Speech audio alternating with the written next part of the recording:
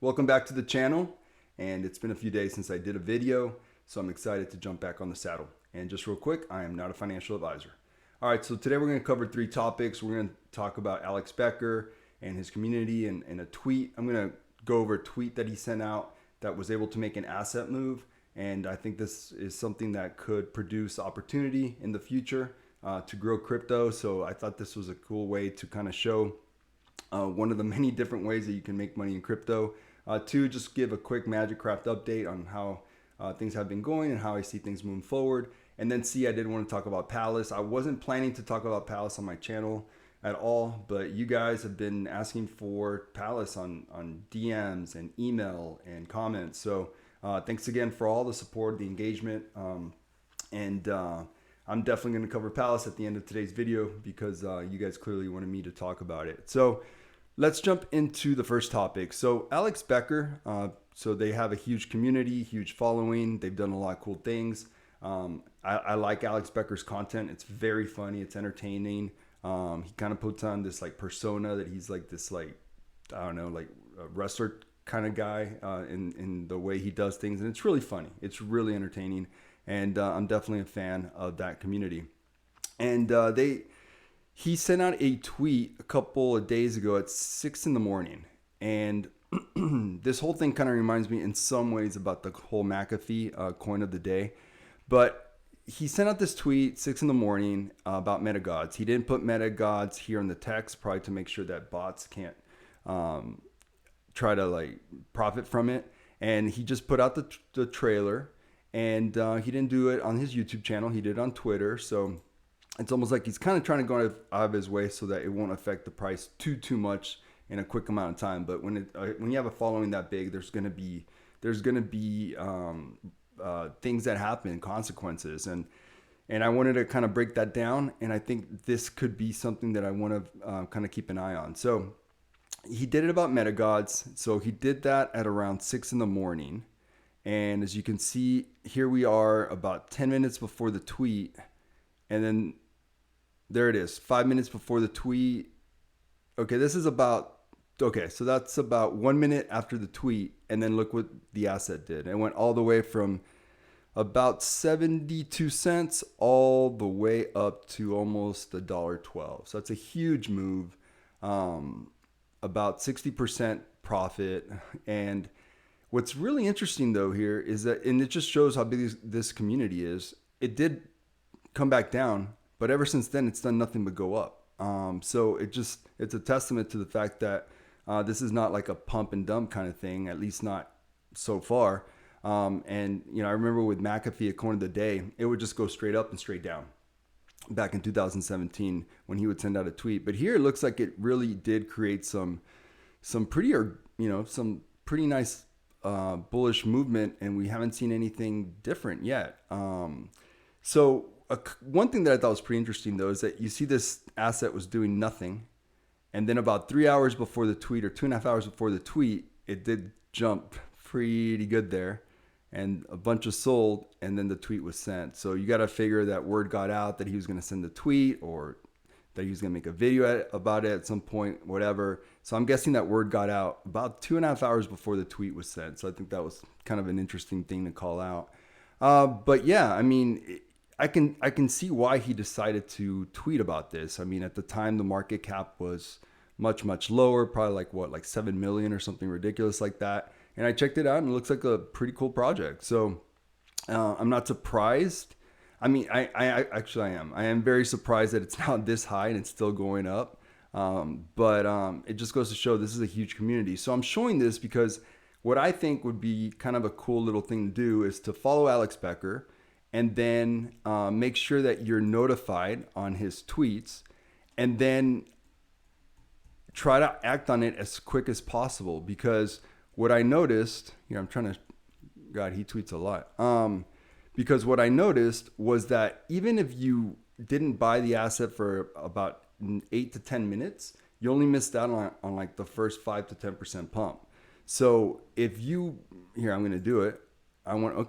Notifications on. So now every time he tweets, I will get notified. And for example, an asset like this, I'm guessing it's probably on Pancake. I think it's on Binance. Let's see. There we go. Yeah, it's on PancakeSwap. So yeah, just have some, BUSD ready and boom, or some BEP20 and boom, let's go. Or if you have an account with one of the centralized exchanges where he tweets out the next project, that could really present a really, really nice opportunity to get some really quick gains in just a matter of, minutes, which is really crazy. So I wanted to call that out as one of the many ways that we try to make money off crypto in ways that are kind of non-standard. So I don't know. We'll see what happens with that, but I'm definitely going to keep my eye on any projects that he tweets about. So the second topic that I wanted to cover today is MagicCraft.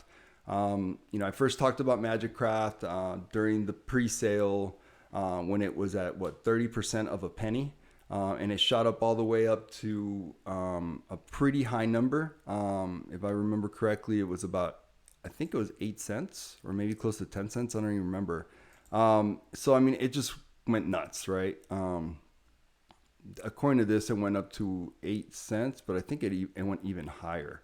And it's done nothing but, it's definitely retraced quite a bit, and now it's starting to stabilize. And, the last time that I talked about MagicCraft, I think it was at like 7 cents. And I said, hey, it was not a MagicCraft video, it was just one of my videos. I said, hey, if someone is taking profit here, can never blame them to take profit after an asset goes up as much as it did. So not a huge surprise that it's retraced. I think this asset's going to have a wild, wild ride for probably the next year. And I see a lot of potential here just because they're working with the best studios. And the team is stacked, and I think we've already seen how quickly people will jump on this asset if good news comes out. So I think that this has a lot of potential, but I think patience will be key. They're so early on. This project is the opposite of Decimated. Decimated, they worked on the project for like 2 years, and then came the IDO and all that good stuff. Here, they're working on the project now.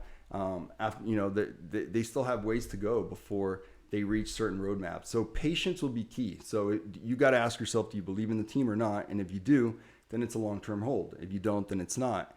And I'm going to hold MagicCraft long-term because I think that they are going to produce results. As far as the negative, A, you got to be very patient on this one. But B, I do see some inflationary pressure, especially coming like around mid-March or third week of March. When the folks that bought on the pre-sale or private sale or whatever, I guess it was like a mesh of both, those tokens are locked for 3 months from the time that it launched back in mid-December. I think it was the 17th. So around March 17th, you will see the first unlock of those coins, and that will definitely put some pressure on the token. It just is.